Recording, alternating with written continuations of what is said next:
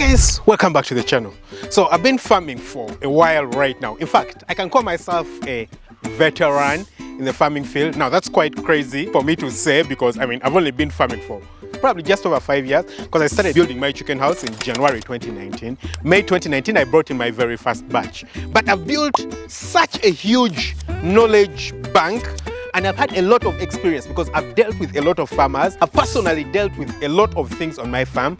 Guys, I decided to, quit my job in 2021. So from 2021 up to now, the only thing I literally do is farm. Well, I do a few other things, but that is the main thing I do. So yes, of course, I understand a lot of what happens in farming. Of course, I've grown my very farms, but I've also helped a lot of other people start and grow farms.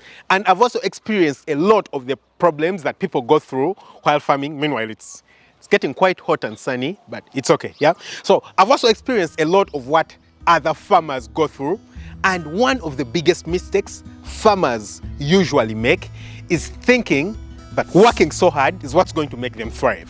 Yeah, they think that if they work so hard, they put in a lot of effort, a lot of work, their farm is going to thrive, their farm is going to succeed. And, it's quite understandable and acceptable for them to think that way. But the thing about farms is that they are labor intensive. That's an inherent thing about a farm. And so you thinking that you're just going to work very hard and then be successful is completely, getting off the mark. You're completely wrong if you think working hard and just putting in a lot of effort is what's going to make you thrive and succeed, yeah? When I just started out, I was working really, really hard, a lot. As soon as I would get back from the hospital or from my work, as a doctor, I would get on the farm, and as soon as I would get on the farm, then I didn't have overalls. I would just put on my gumboots and everything and enter the chicken house, and I'm moving around, checking on the chickens and all this kind of stuff. Currently, I don't do a lot of that, yeah? Because I kind of figured out what makes it work, yeah? And it's not about the hard work. A lot of farmers don't understand that farming is actually not a business of working hard, yeah? It's a business of making the right decisions, especially when it does come to the stuff that you're utilizing on the farm. It's about making the right decisions on the staff that are working on the farm. Hi guys, so a while back, I ran a free masterclass about how to start and build a profitable poultry farm that makes you anything between $5,000 to $15,000 every month. And it was great. You guys really loved it. But unfortunately, a lot of people missed out on it, and a lot of people have been asking that, if we can do something like that again or even something better. And yes, I've had your requests. So this Saturday, the 3rd of August, I'm going to be running another masterclass with great awesome tips about how to start and build a profitable poultry farm that can make you anything between $5,000 to $15,000 every month. It's going to be filled with a lot of information that has taken me years to grasp. Unfortunately though, we only have limited spots, yeah? So it's first come, first serve basis. So in order for you to get in, you need to go and get it as soon as possible. So I'll leave a link in the description of this video where you can sign up and check out the exact time. Go over there and catch you very soon in the masterclass. So first up, when I started, the very first mistake I personally made was not understanding the value of having the right staff or the right people to work with on the farm. That's the biggest mistake you could ever make. You see, the thing you need to understand is that when it comes to farms, there is almost always market for farm produce out there, yeah? As long as you're quite strategic about how you start, as long as you don't start too big, yeah? Start with a sensible number where you're kind of assured of the market, and then you expand. Now that's something I'm going to dive in a little bit later on. But at the point when I started, for me, market wasn't an issue, yeah, at that point. And the biggest issue I personally had was actually running the farm, because then I was working as a doctor. I had my 9 to 5 job. I can say 8 to 5 or 8 to 6. That was the time I was working then. And so I had to get someone to work for me inside the chicken house. So the person who I got at the beginning, he wasn't like a thief, but he was terrible at following instructions. Really, really terrible. You tell him one thing, you find when he has done another thing, yeah? You tell him that, hey, we're going to start rationing the feed, you find when he has put feed in like the entire time, you understand? So I got rid of that one, got another person. Now I made a mistake of hiring someone who I thought was experienced and had knowledge. I get this guy, he also comes on the farm, and now, because he has had some form of prior experience, and honestly at that point I didn't have a lot of experience, the guy thinks he can teach me stuff.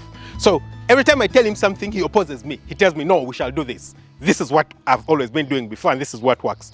Of course, it ended up not working with that guy. And the problem with him is that he was also a thief. Yeah, he was stealing from me. So that was the very first mistake I made at the beginning. Yeah. First of all, I didn't understand the value of having the right staff.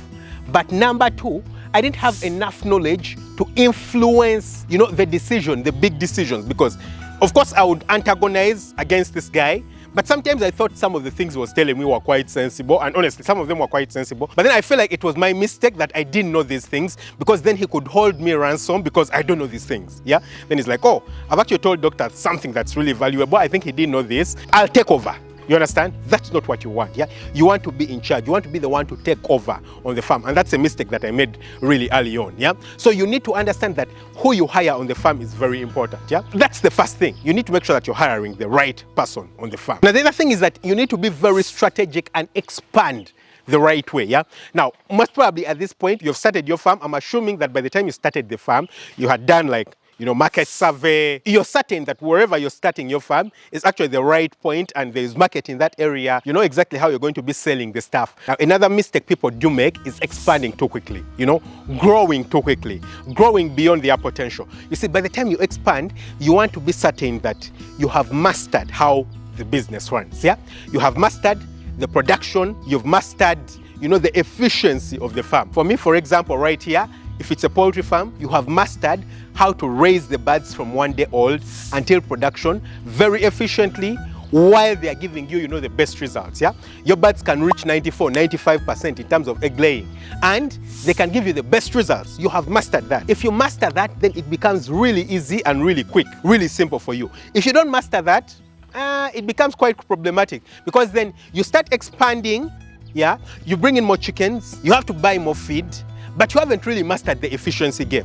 So you're inefficient and you're expanding your inefficiency, yeah? And that simply means that you're going to have terrible results, you're going to have more losses.